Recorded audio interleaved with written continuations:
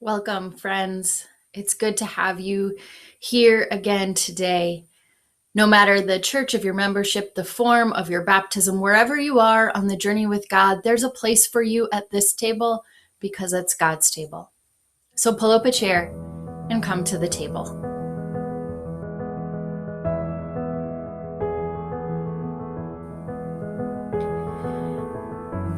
Okay, so did you hear my great Minnesotan accent there? Let's get started with our breath prayer today. Taking some time to take some deep breaths, to think about the Spirit of God, the Ruach,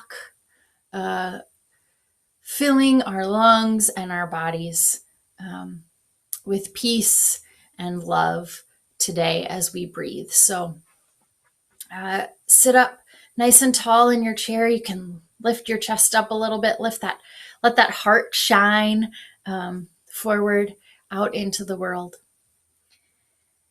You can close your eyes or soften your gaze. Palms up or down on top of your knees. And take some time to just breathe.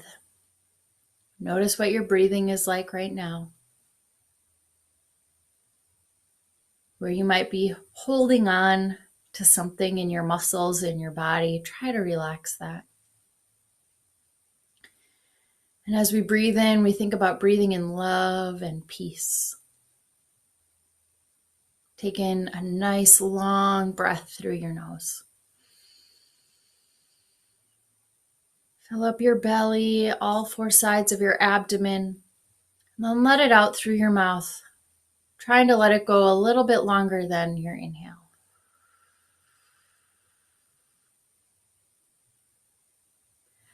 Try it again.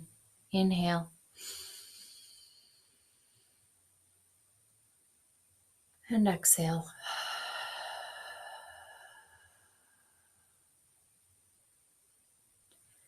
Find your own pace, your own rhythm. Take 2 more cycles of breath on your own, breathing in the Spirit's peace and love, and breathing out peace and love for our friends and neighbors.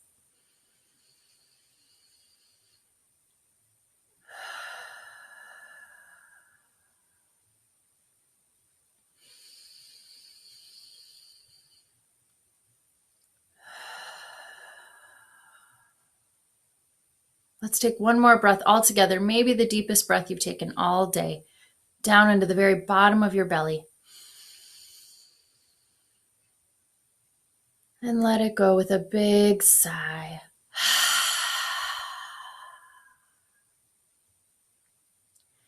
Flutter those eyelashes open. Welcome. Glad to have you back today at the table. So we've been talking, we've kind of been working backwards now from crucifixion and resurrection and figuring out who this Jesus guy is, especially in John's gospel. And so today we're right towards the very beginning of John's gospel, in chapter 2, with a pretty famous story, the wedding at Cana. And this is where Jesus' ministry really, really begins. And Mary is a key player. Mary, the mother of Jesus, is really key in kicking off Jesus' ministry. So on the 3rd day, so remember, John is rich in symbolism and word pictures and clues about what's going to lie ahead and how things are going to unfold. So this story starts on the 3rd day. There was a wedding in Cana of Galilee. Jesus' mother was there, and Jesus and his disciples were also invited. So right away, we're clued in that new life is going to happen in some way, shape, or form. Because, right, that 3rd day makes us think of Easter and the resurrection and the new life that comes from that. So we're already anticipating something. And then, of course, we're at a wedding. Who doesn't love a wedding? I think of all those brides and grooms that were planning wonderful celebrations with family and friends this season and just have had to change their plans, right? There's a special anticipation that comes from planning a wedding. So they're all there and the wine runs out. Now, in Jesus' time, a wedding wasn't just, Friday night or Saturday night, and then maybe the brunch and gift opening the next morning, right? Like maybe many of us had. But instead, it's a week-long party. And there's lots of layers to it, right? Like weddings were a social arrangement between families. It was also a time to show your wealth in a way, right? Because you are inviting everybody, your whole community, and you're feeding them for a week, a feast, not just like sandwiches. And then you're also letting them drink as much wine as they can for 7 days. And so this is the third day of the wedding feast, and the wine is gone, which is a huge, huge social faux pas during this time. What are they going to do? Their honor is at stake, and honor is something that is a limited commodity in Jesus' time, right? So like, what are they going to do? This is a really big problem. And so when the wine runs out, Jesus' mother says to him, they don't have any wine. And Jesus says, what does that matter to me? And now we read this as kind of a harsh way of thinking, but really they're just conversing in the way that men and women conversed in this time. So Jesus says, woman, what does that have to do with me? He's not being rude to his mother. He's just using the language of the time. He says, my time hasn't come yet.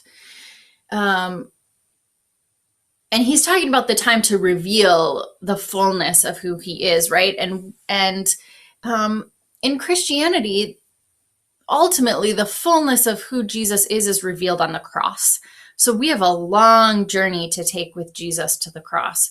But up until that, Jesus in John's gospel reveals over and over again who he is, although not everybody understands. We're going to get to that in the next video. But his mother, Mary, remember, she had a great idea. She knew what Jesus was up to, who Jesus really was, and what his life would be like when she said yes to the angel Gabriel. And so she goes to the servants and she says, do whatever he tells you. And so he tells them to fill some nearby jars with water. There are 6 of them. They're water jars, and they were used for a cleansing ritual within the Jewish tradition. And they each hold about 20 or 30 gallons. All that is right there in scripture, right? They're trying to tell us how big these jars are. Jesus tells them to fill them with water full to the brim. And they did. And he said, okay, now draw some from those jars and take it to the head waiter. And so they follow his instructions. And the head waiter, tastes the water that had become wine. He didn't know where it came from, but the servants who drew the water knew, right? They were following Jesus' instructions. And the head waiter called the groom and said, this is my favorite part. Everyone serves the good wine first.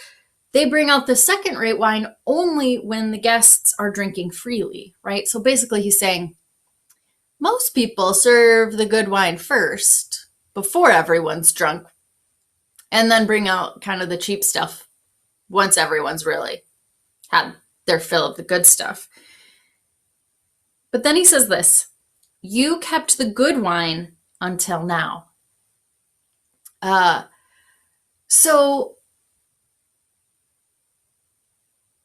this is wild, right? This is unthinkable that you would save the good wine until everyone is drunk. That's not normally what was done. Um, you you gave them the cheap Mogan David, right? That comes in like the big jugs, or the Franzia box of wine, right? But no, the water that Jesus turned into wine was even finer than the wine that they had started with.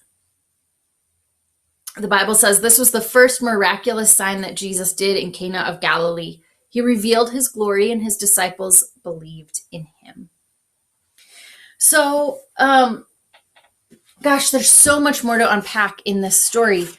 A few things. This points us back to the very first chapter of John, where Jesus is described as the Word becoming flesh, where we hear about grace upon grace. And then we don't really hear about grace through the rest of this gospel. But Jesus shows us what that grace looks like. All the rest of the gospel through Jesus will show what grace looks like, tastes like, acts like, feels like, smells like, sounds like, any way that you can physically experience grace. That will happen in John's gospel. And then the abundance of this wine is really important to this story. And there's two pieces to that. First, again, we're at a wedding, and that signifies new relationship, new opportunity, new life, festivity, right? So like there's already that anticipation that we talked about before. And then we think about those 6 jars that hold 20 to 30 gallons of water. And if we do a little bit of math, that is about 1,000 bottles of wine. That's plenty to get you through the rest of the celebration, right? And there's also that symbolism of the wine, right? That Jesus says, this isn't my time. He turns the water into wine, which now that we know the end of the story makes us think of when he's really approaching the fullness of his ministry. And he shares the cup of wine, the new covenant, in his blood. But for now, it's 1,000 bottles of wine approximately for the rest of this wedding celebration. And not only is it 1,000 bottles of wine, or a ridiculous amount of gallons, but it's the best wine, right? Remember that the head waiter said, why did you save this till now? Everyone's drunk. You've saved kind of the best for last. Jesus doesn't make junk. God doesn't make junk.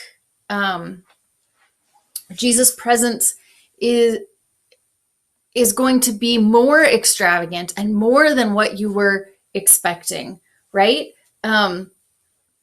It's not only 1,000 bottles of wine, but it's 1,000 bottles of the best wine.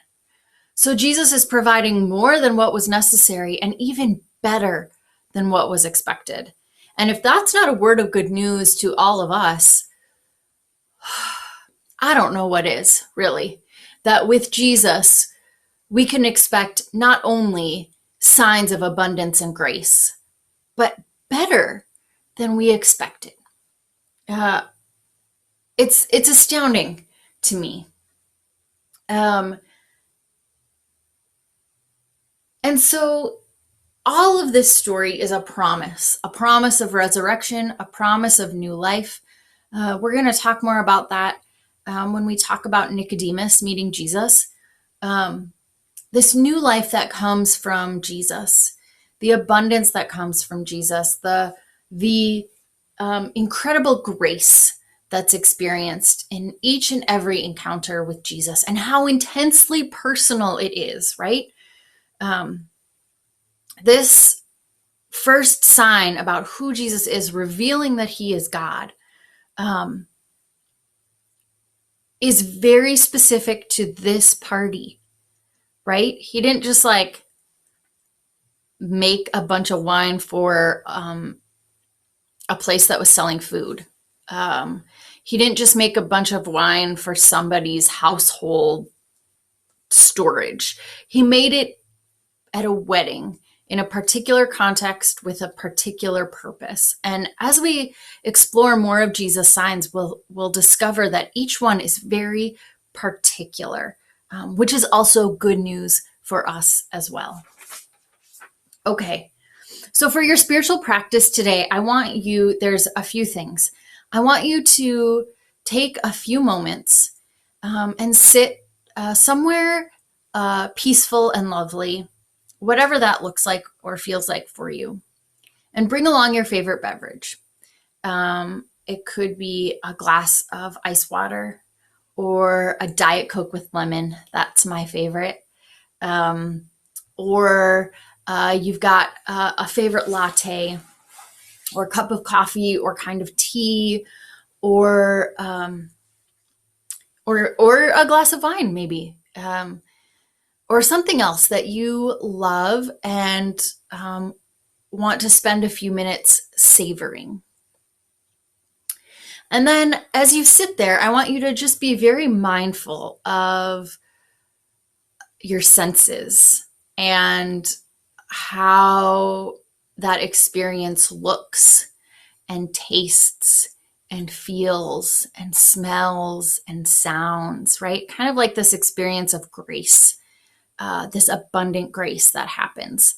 That's more than what was expected and even better than what was expected. So listen to the ice clinking in your glass or the fizzing of the carbonation or the way the wine swirls around and leaves those beautiful patterns on the glass, or the way the warmth of your tea or coffee seeps through the mug,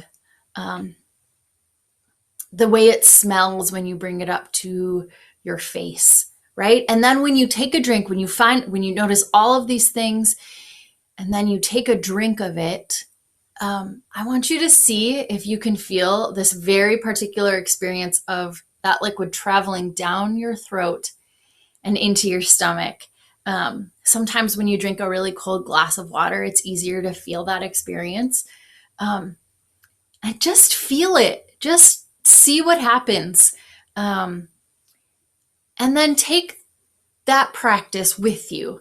Maybe not every time you have something to drink, maybe not every time you have something to eat, but pay a little bit closer attention to things that might seem ordinary, that hold those moments of grace. Okay, so I'm going to share a blessing today from Jan Richardson, our favorite blessing writer. And this is called Blessing in the Round. This blessing cannot help it. It is the way it was designed. Lay it down and it rises again. Release it and it returns. Give it away and it makes a path back to you. There is no explaining how it delights in reappearing when you have ceased to hold it. No hiding the sly smile it wears when it shows up. When it shows up at your door. No mistaking the wonder when it circles back around just at the moment you thought you had spent it completely, had poured it out with abandon where you saw the deepest thirst for it, had put it entirely in the hands of those desperate in their hunger. But here it is, the perfect circle of it pressing into your hand that curls around it and then lets go. Receiving and releasing and receiving again, like the breath that does not belong to us, but sets us in motion. Thanks for joining me today at the table. I'll see you again next time.